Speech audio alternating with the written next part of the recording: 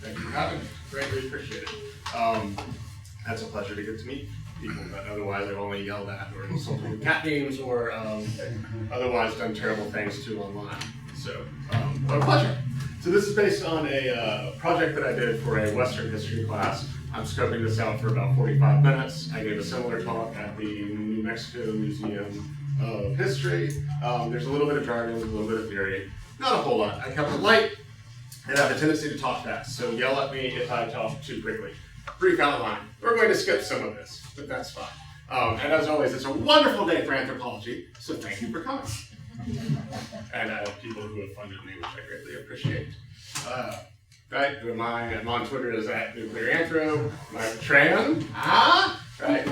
And my big research interests focus on how we make meaning around, about, and with nuclear weapons. So nuclear semiotics is the short little two-worded there. What are we doing today? One, I want to contextualize and kind of discuss a particular data set that I created, going through every page of every issue of Physics Today and Scientific American 1950 to 1964, looking at defense industry advertising and looking at nuclear weapon laboratory advertising, particularly Sandia and Los Alamos, which started advertising about 1956 each, 1955 each. And then also to suggest that these ads tell us something about the way that we talk about or think about nuclear weapons, which in fact is also reflexively linked to how we act with them or what we practice with them, what we do with them.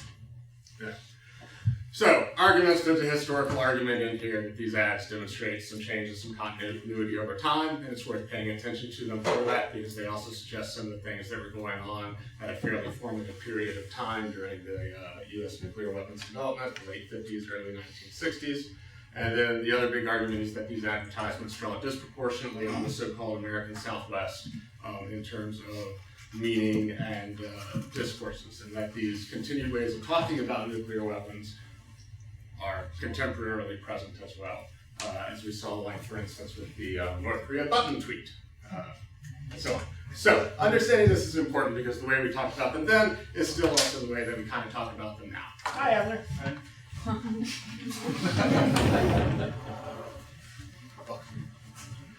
Someone put googly eyes on B-53 at the museum.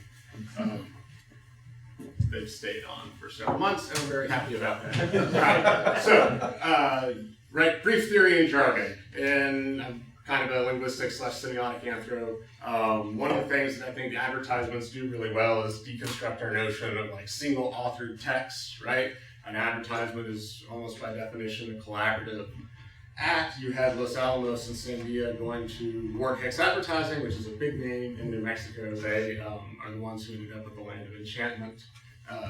Huge advertising name. And they had to have some back and forth about what they're going to say, right? So any advertisement is going to be a compromise of sorts, and we shouldn't treat it as like a single authored product. Much like the state, right? In the deterrence theory. It's not a unitary actor, they're actually various chunks. One of the things also to think about is how do we know for whom these ads were intended? Like, what are the actual clues within the ad or the actual language used within the ad that activates within people certain subjectivities or recognitions? Like, oh, they're advertising to me, I should apply to Los Alamos, sort of thing. Which is partly a matter of indexical signaling. So, like, index is already a word we all know. It's from Percy and Semiotics, but right, if you want to find something in a book, you turn to the index. It points to it. So an index or an indexical relationship is a sign that points to something else, right? Mushroom cloud points to perhaps a nuclear detonation, although it could also be certain other forms of explosion. And then in speech, I, for instance, I doesn't always mean the same I. That's an example of an indexical. The reason that indexicals are important is because so much of the advertising is drawing on repeated imagery and repeated themes that were very present in American culture at the time, especially like the Western movie. So Sheila Jasanoff has this notion of sociotechnical imaginaries collectively held and performed visions of desirable futures, animated by shared understandings of forms of social life and social order attainable through and supportive of advances in science and technology. The whole nuclear weapons enterprise is highly techno-utopian, I would argue, and I think that's pretty clear, right? And so clearly, nuclear weapons often have this structuring effect in discourses, where they become the means through which things are narratively done or not done, as the case may be. And as we will see in the ads, Cloudy, he hates my computer so much. Y'all all know about Alamos, I assume, right? Formed, site-wide, Lawrence Livermore formed again. Sandia is where I focus a lot of my own attention because it's the least written about of the 3 nuclear weapons labs. It was established as an offshoot in 1946 and 1947. It was still part of Los Alamos, and then in 1949 it became its own lab with the formation of Sandia Corporation. It was operated by AT&T, not the UCLA system. They point to this aspect of their identity to kind of explain how and why Sandia is the way it is now. It's important to their own sense of self-identity that they were industry managed, not university managed. And it's also one of those things that they do mention in the ads themselves. Cool? Cool. All right. Los Alamos had this thing where they would do art in their ads, and so they would ask, especially Telstar artists and New Mexico artists, like, molten plutonium reactor, go. And they would come up sometimes with these very abstract designs, although this one seems fairly transparent. So, in terms of the archive that I'm discussing, advertisements, right? We've already discussed how those are kind of a complex result of multiple actors through a process. Los Alamos and Sandia Corps. Like I said, I went through Scientific American and Physics Today, 1950 through 1964, although the ads from the labs start in 1956-ish. Los Alamos was more prolific. They have about 100 different types, not the same as tokens. The same ad would often be run in multiple issues or over a period of time. Sandia, I only observed about 35 different types of ad. One of the questions, like, why start advertising 55 through 56, especially from my viewpoint? Nuclear weapon laboratory advertisements were not something like I regularly saw on the paper. Living in New Mexico, that's changed a little bit. But it's odd to see it in mass market publications like Scientific American and Physics Today. Basically, as a historical question, it seems to depend on whom you ask. Common sense suggests, like, all right, there's a huge amount of ads, and science was increasingly geared and articulated into the national security state. There was a shortage of workers, right? And you can see on the graph, like, yes, there was an increase in demand for workers in that particular category, technically trained, college educated in the 50s. Sandia, in their official history, which is, right, a position document, says, well, actually it was a result of the test moratorium and an increased atmosphere of openness. We could start talking about ourselves. Rand, in a scintillating read, argues that it was related to changes in the ways that contracting was done, that it was easier to advertise for people that you could then interview and just say, I'm sorry, the contract didn't come through, we can't hire you, rather than hiring them on and then having to reduce wages or fire them when a contract did not go through. Presumably it's some mix of all of them. But it did seem as though the reason is to start advertising needed to be addressed in some way. I need to FOIA some of the documents about that. Some of the other reasons that this would have been a good time, right? Castle Bravo raised awareness of fallout amongst the American public, really called into question some aspects of the nuclear weapons enterprise. Sandia actually, for the period between about 1956 to 1959, has advertisements that explicitly justify nuclear weapons work, which is highly unusual. Los Alamos doesn't do it at any point that I observed throughout this. The test moratorium, right, the labs were opposed to the test moratorium 58 through 61. There had also been, in the late 1950s, a move toward increasing technology transfer from the labs to private industry and a diversification of what the labs were doing, in part so that they could continue to justify their existence in the event of a moratorium, right? And perform an imaginary, right? Advertisements are in part aspirational documents as to how the labs imagine themselves to be, or the way that they want to be, or at least the way that they want to be seen.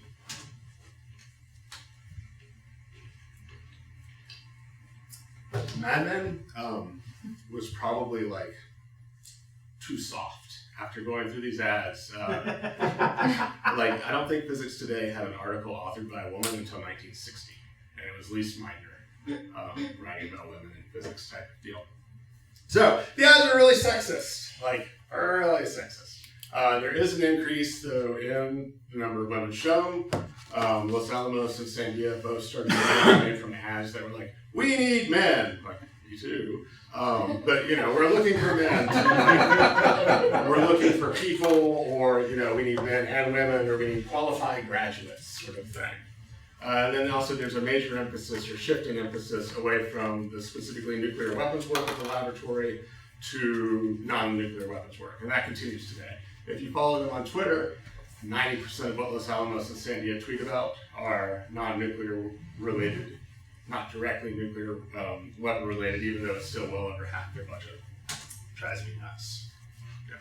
Yeah. Los Alamos in 1956, this is just an example of the first ad from Los Alamos that moved from needs men to needs men and women. Sandia never really made that leap.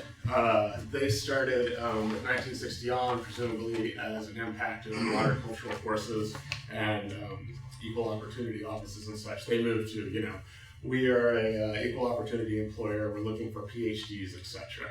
But they never did the men and women switch that Los Alamos did. And again, why? I think it was just broader cultural shifts at the time.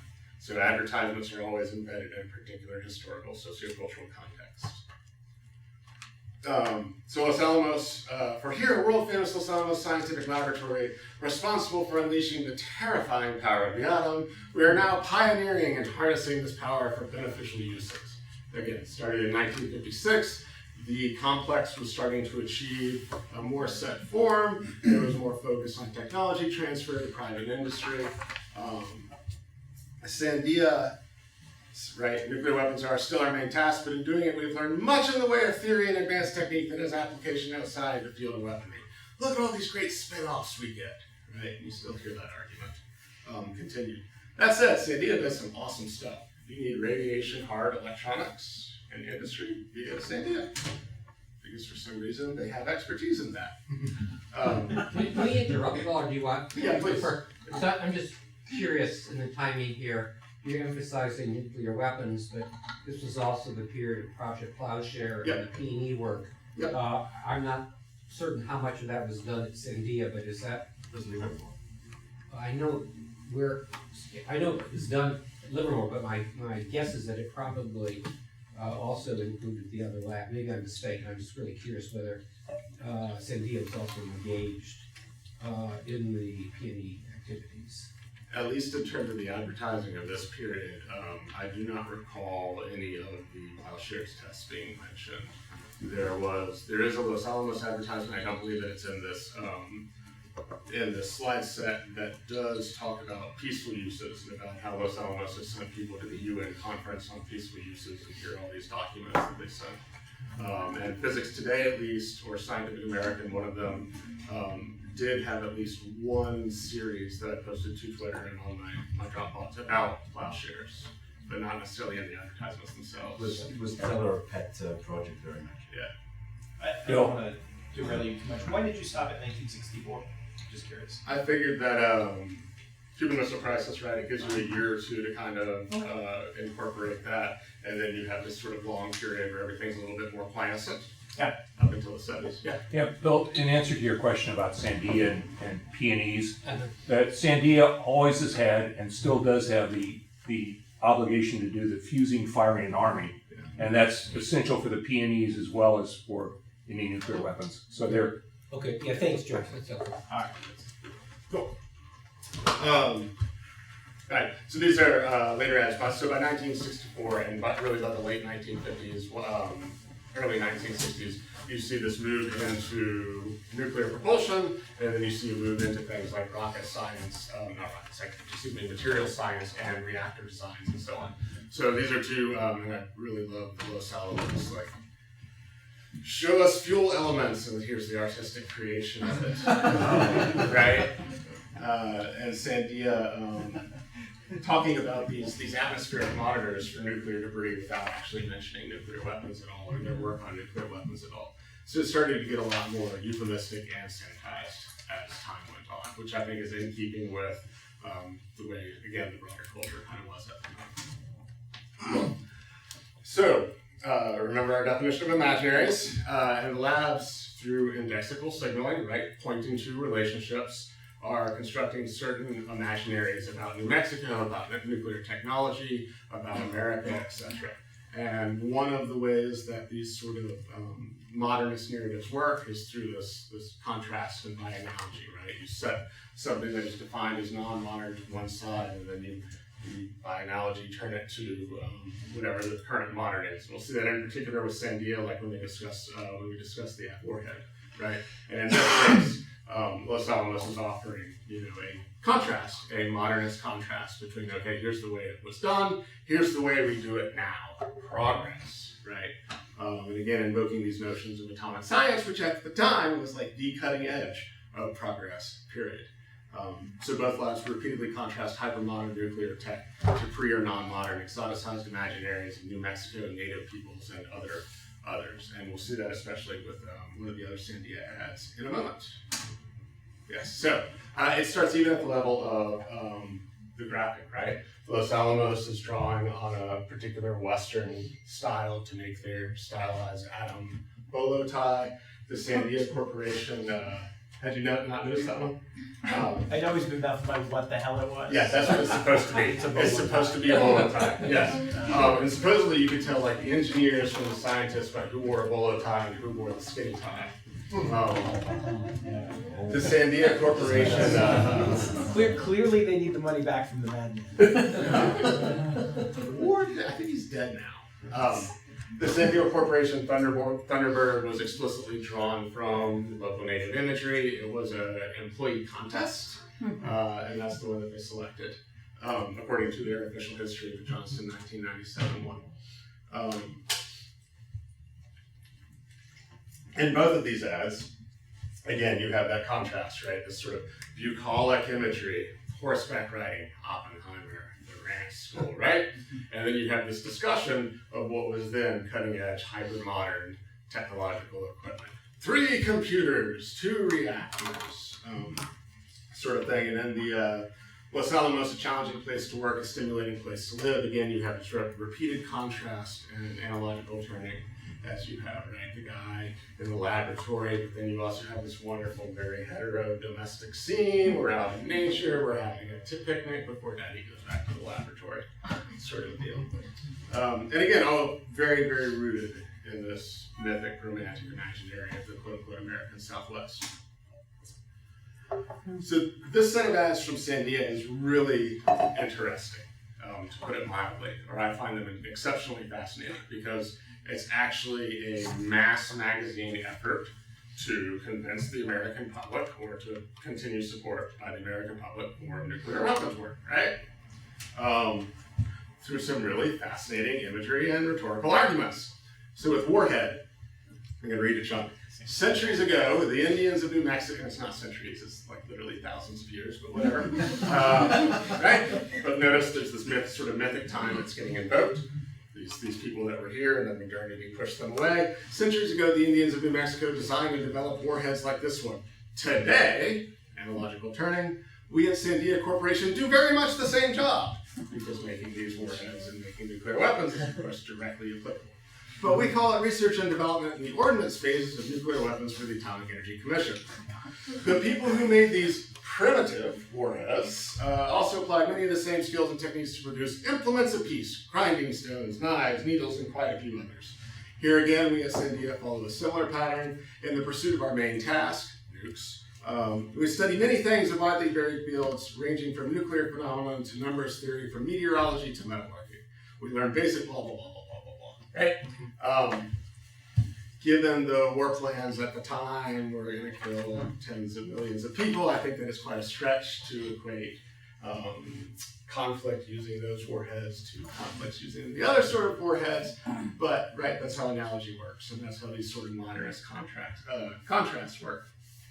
In the challenge of new frontiers, and this is a recurrent thing in New Mexico, I've noticed, right? It's Spanish colonialism that's getting invoked through this picture.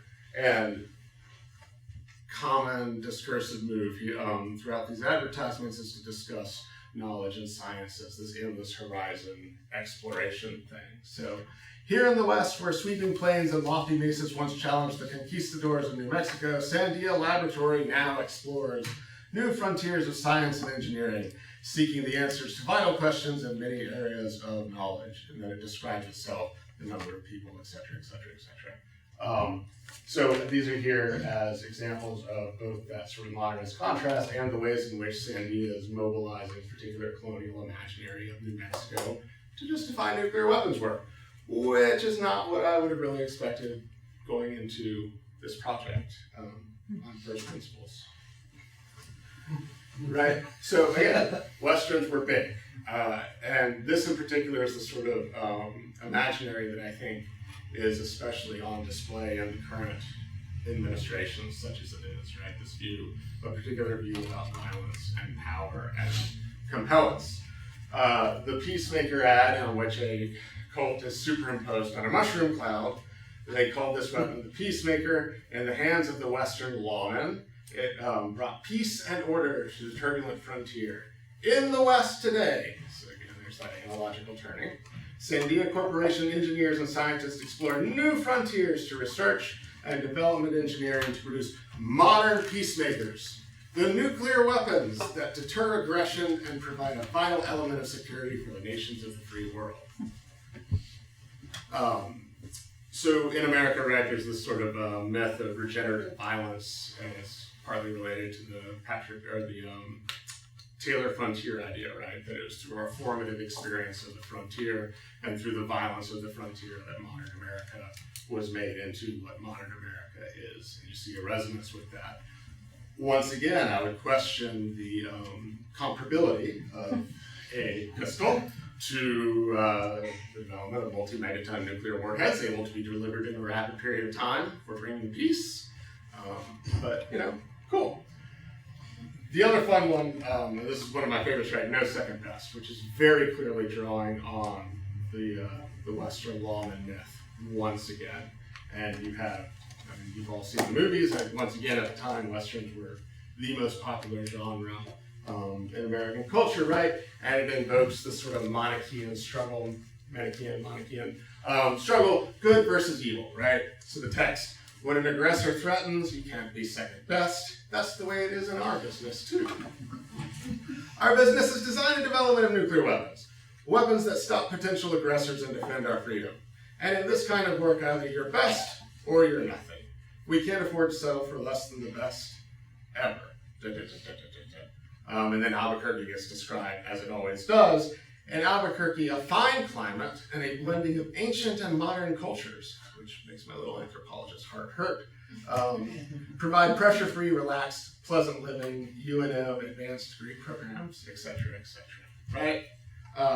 So again, these are fascinating both because they offer to me, I think, a way of understanding how, at the time, nukes were being conceptualized and violence, and also because, again, of how resonant this sort of language is in our contemporary American foreign policy and the way that we're talking about it. Those of you who follow me on Twitter are very aware of my deep dislike for certain forms of realism and abstract analysis that I think are oftentimes unnuanced with regards to how fungibility of force is examined. So,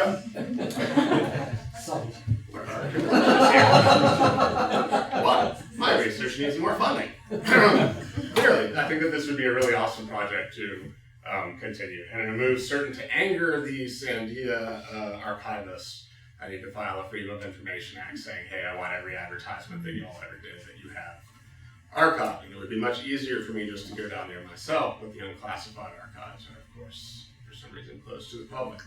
So to work.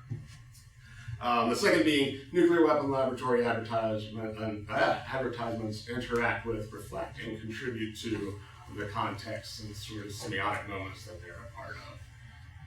And then finally, nuclear weapon laboratory advertising continues in gendered and colonial ways the disproportionate use of the semiotic labor and material resources of the quote-unquote American Southwest for U.S. nuclear projects. So one of the things that, let's see, if we go back to the beginning, most of the uranium for U.S. weapons over the Cold War got pulled from the Colorado Plateau, right? And that was predominantly on native lands, on or about native lands.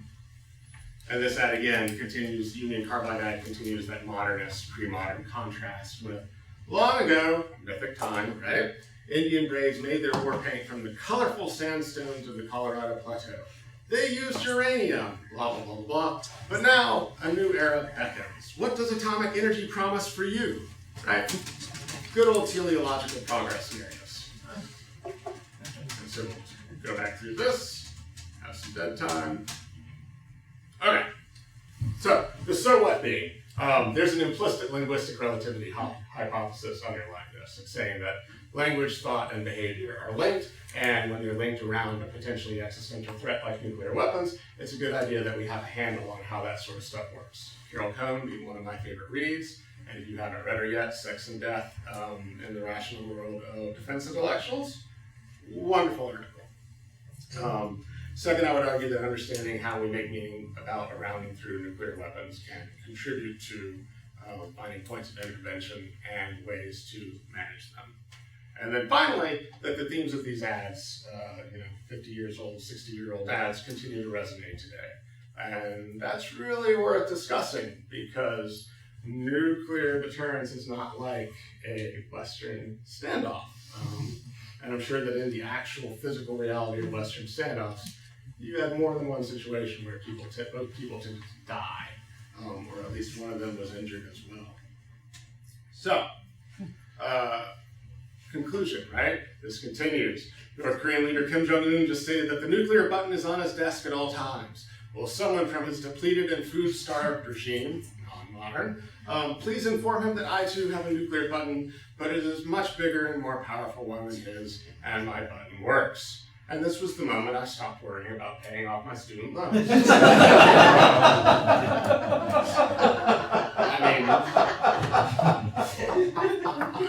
We are so far down the rabbit hole, to be honest, but this was the moment for me.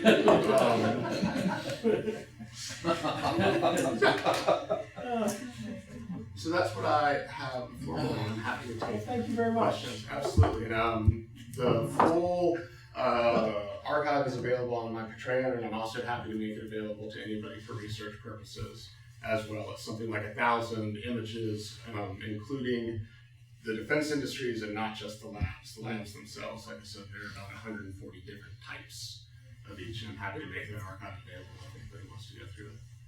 So, yes, please. Thank you, Lauren. That was really fascinating and a nice change of pace for our Good. seminar series. I really enjoyed it. I have a number of questions. I'll just ask two though. One is specifically related to a project that Jeffrey and a number of others around the room here are involved with, looking at really trying to explore the rise, demise, and possible future resurrection of work on radiological weapons, as distinct from nuclear weapons. And so I'm curious, in the course of your review of at least these two journals and possibly others, I don't know where else you may have looked, whether you saw any reference to work that was being done on radiological weapons as opposed to nuclear weapons. Let me just ask the second question. Please. I'm anxious, and maybe over lunch too, Jeff, you can kind of probe on that matter. It would be interesting if one had the resources, to extend your analysis beyond the kind of Southwest, to look both at other U.S. Facilities, labs. I mean, presumably Oak Ridge also was recruiting at the same time, Livermore, others. But also, it would be interesting, I think, to compare the modes of advertising used in the UK and France at about the same time. So I'm curious whether you've looked at that, whether anybody has looked at that issue as a source of your second book on the topic. Let me go with the second part of the question first, and say that although in the advertising that I saw, isotope production was one of the things, especially after Eisenhower's, all these ads began after Eisenhower's atmosphere peace speech. But isotope production and its use for various things was absolutely one of the things often mentioned in terms of advertising. None of the ads that I recall seeing, I can double check, discuss radiological warfare per se. There was, I can see it in my head, in the 50s or 60s, there was at least an article about the possibilities of radiological warfare in a journal very similar to Physics Today or Scientific American. It might have been like Popular Mechanics, and I can try and follow up on that if you'd like. I think we have. We think we have. Yeah, okay. Well, let's, we don't know if we have. We're we have completists, one, so but we'll. let's by all means. So that might be that one that y'all already had. And my understanding is also radiological warfare, something that they moved through, the complex moved through pretty quickly. It was also neat going through these ads because you would have private companies advertising things like in Georgia, hey, we have space, like bring your tank and we'll irradiate it for you. And then we have like the handles to do it remotely. You know, we can do a lot of stuff. So you could take whatever you wanted to wherever and they can irradiate it. So they were at least aware of it. And it's weird to me also that some of those companies were advertising this work, right? Bendix, for instance, you know, if you're talking about, oh yes, we made the Army firing and cruising system for the Polaris missile. Does that help you sell washing machines? For whom are these ads directed and why? So the UK, in the two journals I looked at, the UK did have some advertisements. They were very kind of drab, very fitting, and they basically said, you know, hey, would you like to come home to the islands, come home to the kingdom, and work on important national security work, sort of thing. And that was the repeated theme for those. France, Gabrielle Hecht might, and she's at the conference I'm at, but I can email her and see if she. Gabrielle Hecht might have something on French advertisements, but She's not at Stanford, right? I believe so. She's wonderful. She follows me on Twitter. This is the mark. She doesn't follow my advisor. But one of the massive gaps in our knowledge, at least in terms of anthropology, is that virtually very few people have looked at non-US programs anthropologically. Well, Benoit is the first thing to do that. I'm sorry? Benoit is. Okay, Ben Wise and Eddie Abraham has certainly done something that approaches sort of an anthropological approach, but nobody has, you know, the US is relatively open in many ways. And so, Sarah. Thank you. Marty, this was so interesting. I'm Sarah Bigot. I also follow you on Twitter. oh, thank you. Wonderful. So, part of a, yes, That proud makes you wonderful. Mutual Admiration Society. So before I came here to Ms., I did another master's where I looked at sort of the redeployment of Soviet propaganda posters and that visual lexicon in a modern context to understand how audience theory kind of impacted upon the way that we understand symbols. And I wondered if, you know, in your ads, there are very abstract interpretations of different types of equipment. Was there any similar kind of visual lexicon or like heuristics that people would use to understand what was being talked about? That's one question. And then secondary to that, have you seen any reuse of those kinds of symbols in a modern context that are meant to kind of elicit nostalgia for a time period where nuclear weapons, you know, played a different role in our security posture or were thought about differently? Those are wonderful questions. Thank you. Visual register, that's really fascinating. I would suggest, so I can actually pull some of them up. They tended to stay toward toward the abstract for a variety of reasons. Wrong one, sorry. I may have deleted it. Which here we go. Distributed cognition, right? But no, I don't think so. This is the sort of thing that Alamos was doing. Very abstract, all the way throughout. Sandia start with youth. Oh, wait, God, youth. This is one of like the only ad from either Sandia or Los Alamos that featured a mushroom cloud, Yeah. for example. So a lot of the sort of standard indexical or iconic signs of popular culture regarding nuclear weapons weren't present, which is a really, thank you, I hadn't really realized that That's interesting. until you asked. Rand had the most like tedious ads I have ever seen, where it's usually like some dead white guy with a quote, and it's this, they're awful. And this is sort of Los Alamos' point at that, right? Electricity from nuclear heat. Come on, keep going. It all adds up. Opportunity for performance for peace. Some of the colors were really fantastic, but again, usually toward this sort of random. What is this? Oh, this is for modern high-speed computing, and that's the artist's interpretation. Mobile plutonium and mobile fuel, like okay. You know, of all the money they spent, probably the money that they wasted on artists was the only money they didn't waste. Look, some of these names are apparently big names in Yeah. towns. Like I'm not from New Mexico, but some of those are really big names. The nuclear rocket propulsion stuff, so I would say that maybe perhaps in some of the sub areas of the research discussed, there were sort of like sub-registers of images that kind of cluster together with that. But no, I don't think that there was like a consistent visual register that would be recognized as like, oh, that's US nuclear weapon advertising.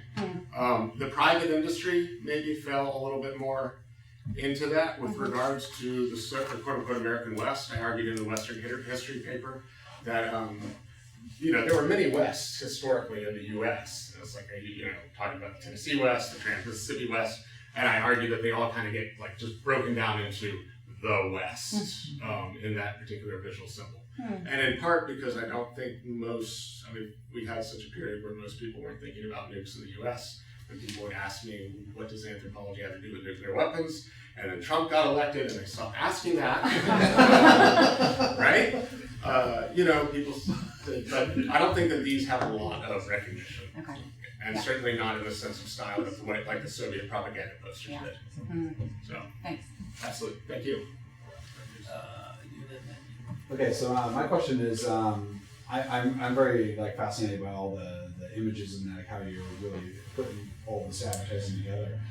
There has also been a lot of films that have been produced over the several decades as well that present different kind of ideas or conceptions of what nuclear weapons do or what might happen after nuclear weapons are used and all those different things. Do you see any like relationship or any connection between those images as well, either to the advertisements or to sort of like American and or other conceptions of what nuclear weapons are, or to that larger imaginary that you're kind of that we see today, as it were? Yeah. So the period that I looked at, or that for which there were advertisements, even over the period 56 through 64, there was a marked decrease in the number of advertisements that Sandia placed in these publications. I don't know if that continued after the fact. So to an extent, the time selection I had maybe isn't adequate for addressing the incorporation of like large-scale opposition or protests to nukes. I mean, there was in the late 50s and 60s a bit, and certainly after Bravo, right around the period when Sandia started advertising explicitly to justify nuclear weapons. I think that was partly their response, and that's where we got the Warhead ad, and that's so. But no, I did not like observe, you know, the sort of civil defense message like Sandia fallout shelters show nuclear war is 80% more survivable for you and your family. I think that got carried out through other organizations. They didn't want to step in that, but you know, later in the 70s, maybe they did. But again, by the early 1960s, there was beginning to be a significant shift in the imagery and the topics addressed away from weapons. Period. Really. Does that answer? Yeah. More research is needed. Okay. There you go. And I failed as a moderator. Since Sarah introduced herself, I didn't insist that people introduce themselves. Yeah, hi, I'm Will. Follow you on Twitter as well. Wonderful, great presentation. Just a quick question about the magazines themselves. Is there any information about their distribution, i.e., you know, where most of the readers were, what the actual, you know, type of reader, the archetype of what a reader of Scientific of America was at the time? If you could speak to that, I'd appreciate that. Thank you. That's wonderful, right? Because that whole talk about audience participation framework, right? And Alex Wellerstein very kindly passed on to me an honors thesis that one of his students had done discussing Scientific American. And Scientific American and Physics Today were very different reads. Let's see if I can find it real quick. Probably can't. Look for physics. So Scientific American absolutely imagined itself as, sorry, I don't have it on here. Scientific American absolutely imagined itself as being a somewhat activist magazine. It underwent a particular publication shift. I forget the exact date. It's in my full paper. And from that point on, they sought to construct, right, a particular Scientific American. And you can see this in the difference in the articles. So Physics Today, like Scientific American, for instance, included at least 7 pieces that I recall seeing on housing and school segregation. And they had a poll about civil rights at the time, right? Because it's the early 1960s. Physics Today didn't touch any of that.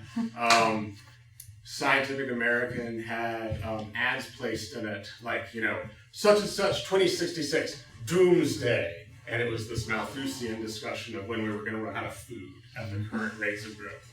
Physics Today didn't have that.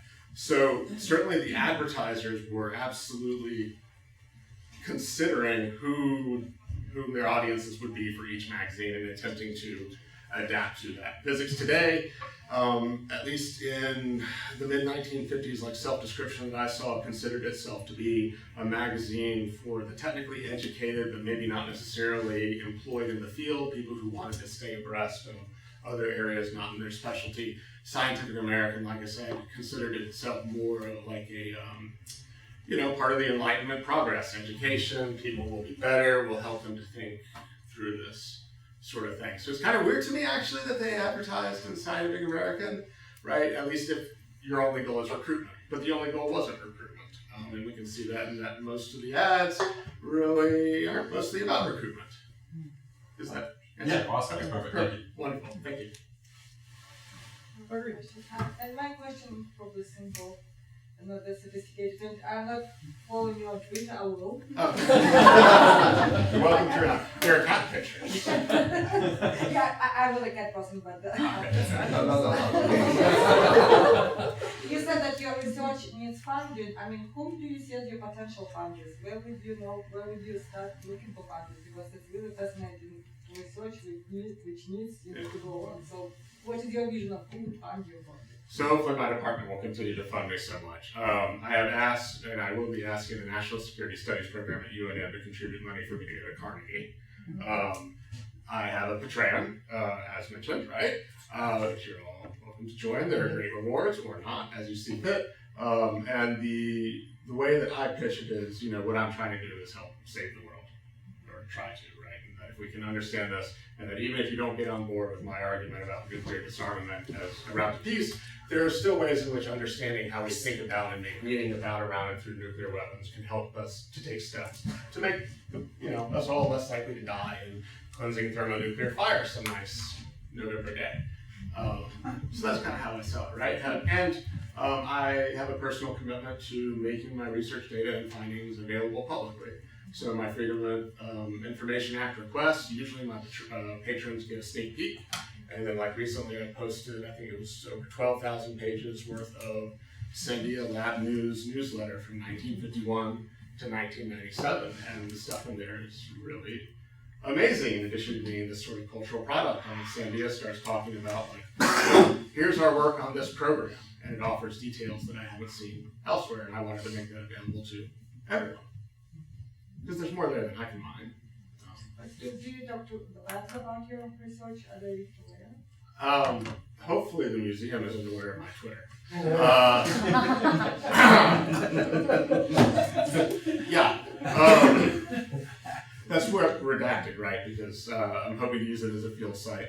So I am very loath to articulate myself to the national security state in certain ways. And the labs, yeah, you know, it's problematic. And they probably wouldn't like most of what I would have to include. Yeah, no, I appreciate that. they'd be freaked out that you kept linking everything. Yes. I'm amazed no one has, yeah. Part of it's the ocean this morning. Yes. Well, I wanted to taste Pacific too. Salty. Yes, salty, right? But that's part of it, right? You know, museums are all about the visual, and by re-articulating our ways of engaging with certain arguments, I hope that we can force a way of thinking about them at least slightly differently, which I think is important. Go get her engine. Yeah, no. It's just the nukes, right? Engines, like. How far are you in the process? I am taking my specialist exams before this semester, the beginning of the spring, and then I'll defend my proposal in the spring. So I'm almost ABD, and then I have to finish Russian. Oh yeah, he's studying Russian. You can do it, Marty. You can do it. It's We have a battery of Russian speakers here. yeah. That's a strange language. Yeah, it's a weird one. So one more, yeah. Okay, so I mean, we're short. But. I always like to kind of figure out what would you recommend is like a if you were like king of the world and whatever you decide would happen. What would be the number one thing that you think in relation to this that you would want to see occur? How monkeys tall are we? Can I like multi-clausal sentence or? Sure. It's just your response. After the purges stopped. I told you don't want that. In a perfect world, we don't live in a perfect world. And me being king would also not be a perfect world. But certainly, I think that the continued refocus on the sorts of discussion of violence that, like you see here, right? That it's like a Western movie. It's very dramatic, mano-a-mano sort of thing that we're seeing once again reenacted. Is really going to come back and bite us in the ass, especially when you consider the, where we're going to be in 20 or 30 years. Like continuing a world order focused on right or might means right was a really bad idea for everybody. And generally, I don't think that there are very many problems solved by where the correct answer is doomsday machine. There's like maybe one scenario I can think of, and we're not in it. So anything else? I think you're free for lunch. Awesome. Thank Can you we for having thank me.